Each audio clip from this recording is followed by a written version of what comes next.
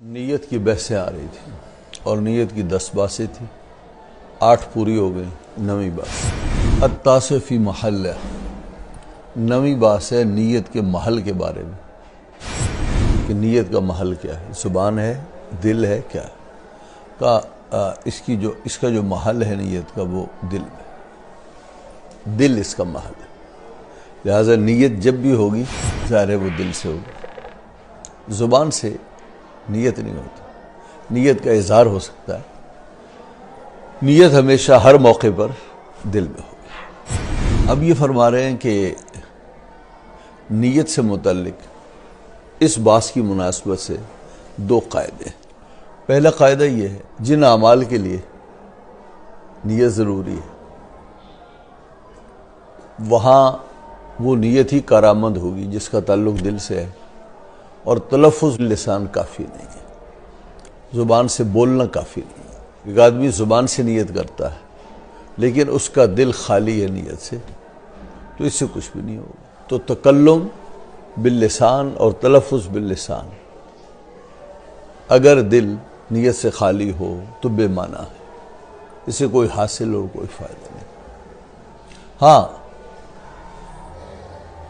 زبان پر نیت کے الفاظ ہیں اور دل میں نیت ہے، یہ ٹھیک ہے، اور جو زبان کے الفاظ ہیں وہ نیت کی ترجمانی، دل کی ترجمانی۔ ہاں، ایسا ہے کہ جو شخص شکی ہو اور تھوڑا سا نفسیاتی ہو اور اس کے دل میں جو نیت ہے وہ حاضر نہ ہو پا رہی ہو، یا نیت کرنے کے باوجود اس کو شک پڑتا ہے کہ میں نے جان نیت کی ہے یا نہیں کی ہے، تو پھر اس کو ضرورت ہوتی ہے کہ وہ الفاظ کا سہارا لے۔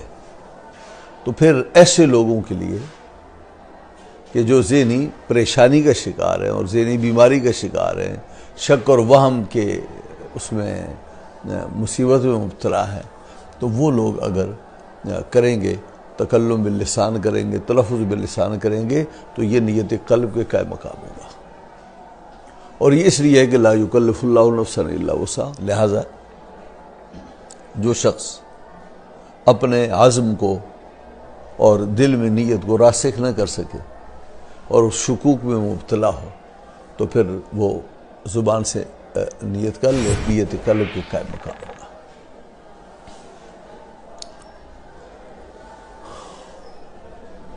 بہت سے لوگ وہمی مزاج ہوتے ہیں اور انہیں اس وقت تک تسلی نہیں آتی جب تک کہ وہ زبان سے نیت نہ کرے۔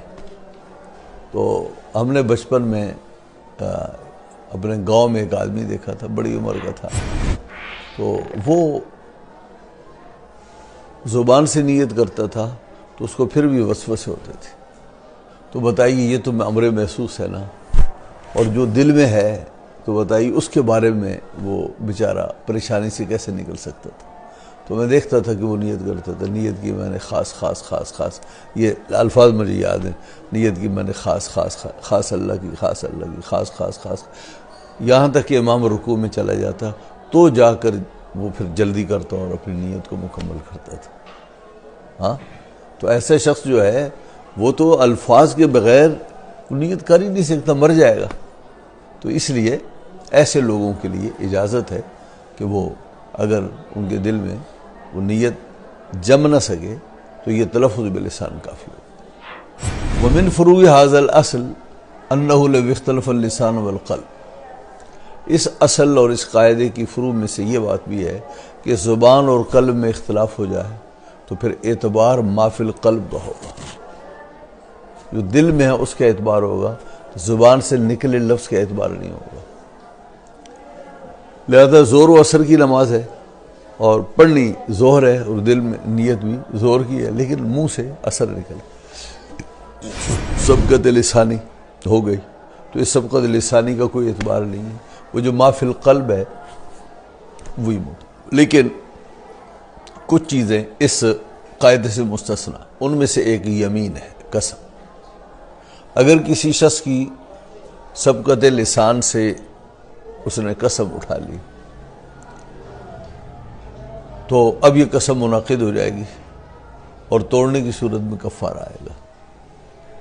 یعنی ایک آدمی جو ہے وہ قسم اٹھانا نہیں چاہ رہا اور دل میں قسم کا اس کا خیال بھی نہیں آیا، ارادہ بھی نہیں کیا، اور زبان سے نکل گیا کہ اللہ کی قسم میں یہ کام کروں گا یا نہیں کروں گا۔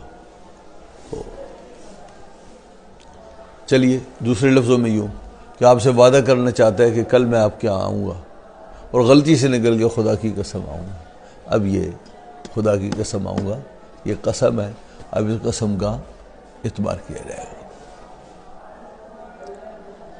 اسی طریقے سے وہ قسم تو اٹھانا چاہتا ہے، لیکن قسم یہ اٹھانا چاہتا ہے کہ میں آپ کے ہاں نہیں آؤں گا، اور منہ سے نکل گیا میں آپ کے آؤں گا، یا وہ یہ کہنا چاہتا ہے میں فلاں چیز نہیں کھاؤں گا، اور منہ سے نکل گیا میں تیرے یہاں نہیں آؤں گا۔ تو کہتے اس کا اعتبار ہے، یعنی جو زبان سے نکلے گا اس کا اعتبار ہے، اور اسی کی یمین منعقد ہوگی جو زبان سے سنائی دیا۔ ایسی طلاق ہے، اطاق ہے، یہ بھی اگر ارادہ نہ ہوتے ہوئے بھی زبان سے طلاق دے دی۔ مثال کے طور پہ وہ کہتا تھا ماشاء اللہ، منہ سے نکل گیا انت طالق بیوی کو کہا، یا اس نے کہا کہنا یہ چاہ رہا تھا کہ میری بیوی بیمار ہے، اس نے کہا میری بیوی مطلقہ ہے۔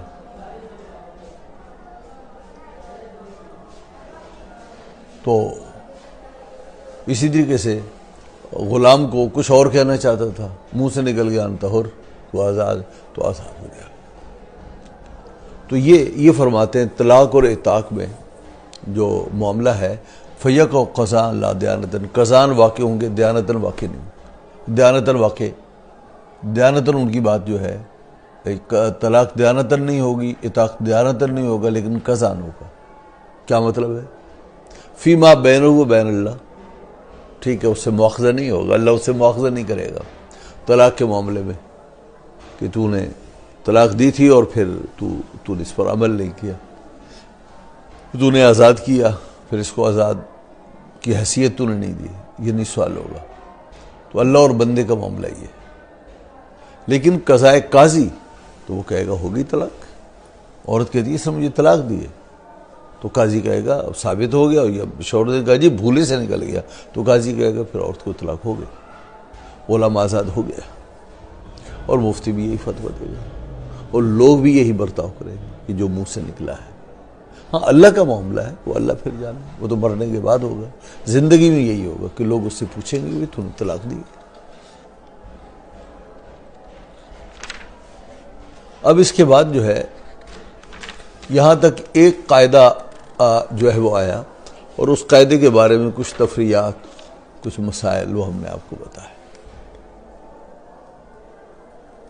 نیت سے متعلق، اور اسی مبحث تاسع سے متعلق جو اصل ثانی ہے۔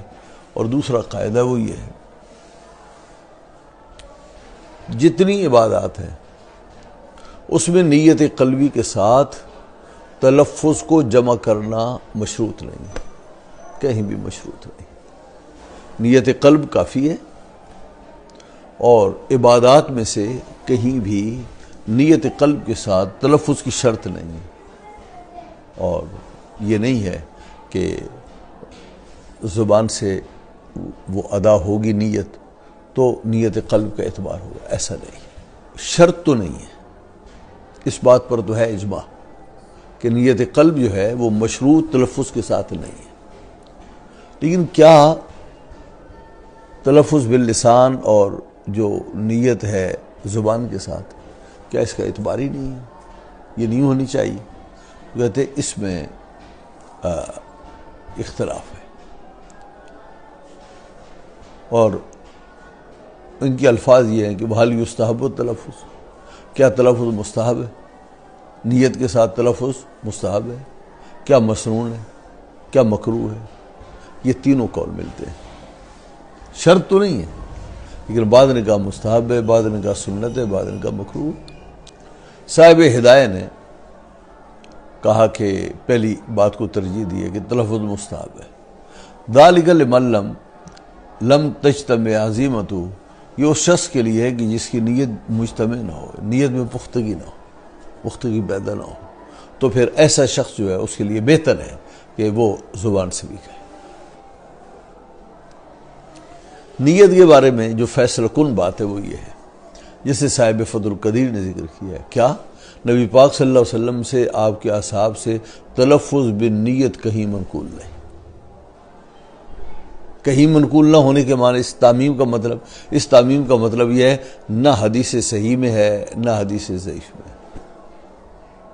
اور ابن امیر الحاج نے یہاں تک کہا ائمہ اربعہ سے بھی منقول نہیں ہے۔ تو زبان سے نیت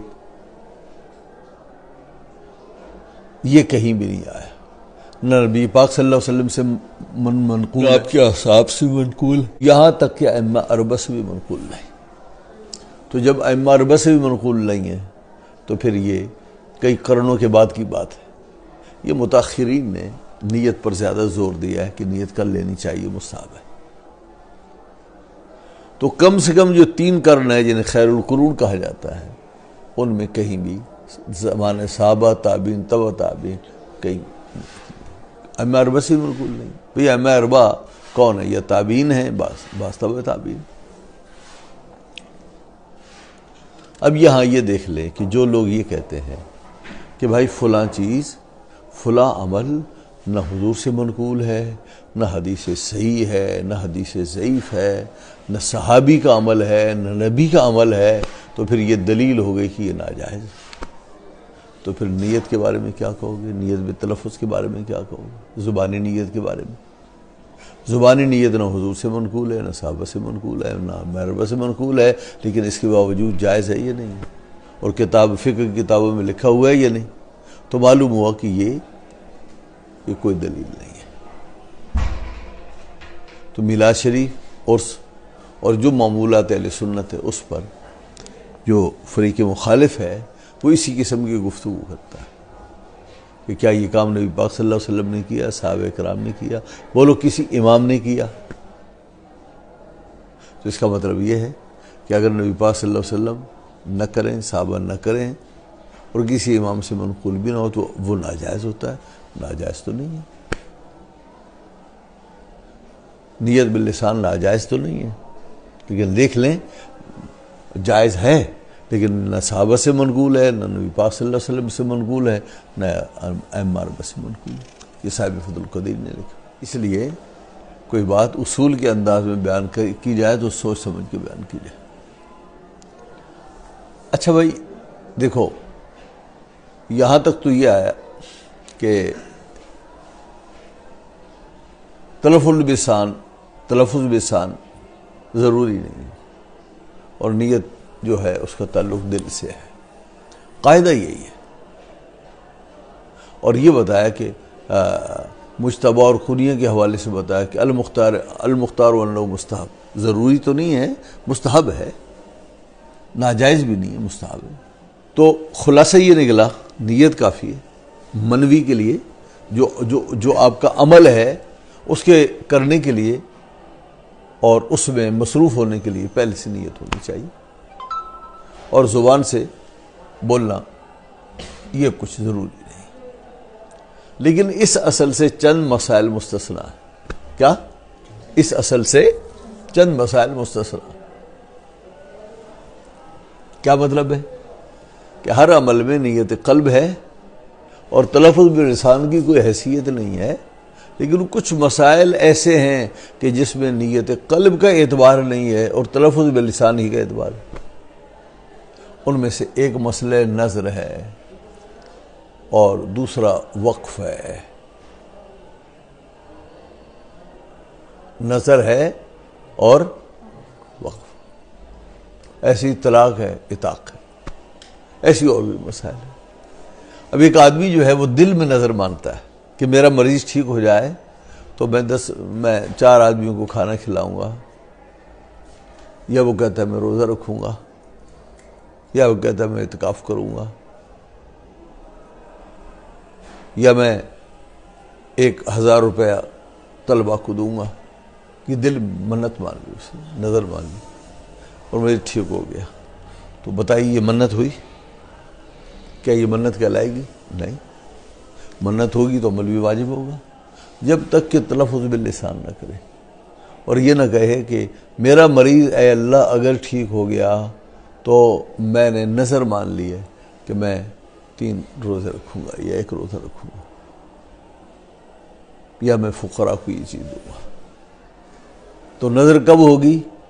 قلب سے نہیں ہوگی، جب تک کہ تلفظ باللسان نہ کرے۔ ایسی وقف ہے، آدمی اپنا پلاٹ اپنی جگہ مسجد کو دینا چاہتا ہے اور نیت کرنا چاہتا ہے کہ یہ مسجد، تو وہ نیت کی کہ یہ پلاٹ میں نے مسجد کے لیے وقف کر دیا، اس نیت سے کچھ بھی نہیں ہوگا۔ کیا یہاں تک اس نے وہ ٹکڑا کاٹ بھی دیا کہ یہاں مسجد بنے گی، کچھ بھی نہیں، جب تک کہ زبان سے نہ بولے اور یہ نہ کہے کہ میں نے اسے اپنی ملکیت سے نکالا، میں نے اللہ کی ملکیت میں دیا، یہاں اللہ کا گھر بنے گا، یہ میں نے نیت کی ہے، تو وہ وقف ہو جائے گا مسجد کے لیے۔ ایسی طلاق اور اعتاق ہے، ایک آدمی اپنی بیوی کو طلاق کی نیت کرتا ہے، کیا طلاق کی نیت کرتا ہے، 3 طلاقوں کی نیت کی، 1 طلاق کی نیت کی، تو نیت سے طلاق نہیں ہوگی جب تک کہ تلفظ نہ کرے۔